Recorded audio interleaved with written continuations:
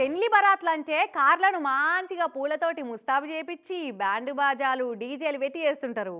కొందరైతే ఎరైటీగా ఉండాలని గుర్రాల మీద ట్రాక్టర్ల మీద బరాతులు తీస్తుర్రు.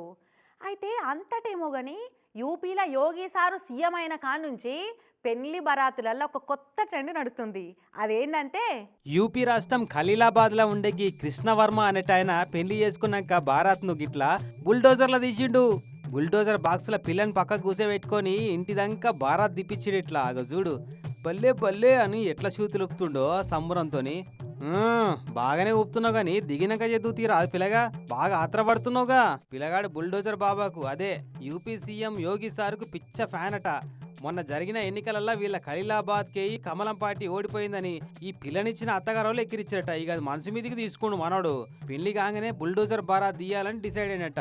అందుకే ఇట్లా బుల్డోజర్ల బారాత్ తీసి బుల్డోజర్ బాబా మీద అభిమానం చాటుకుండు.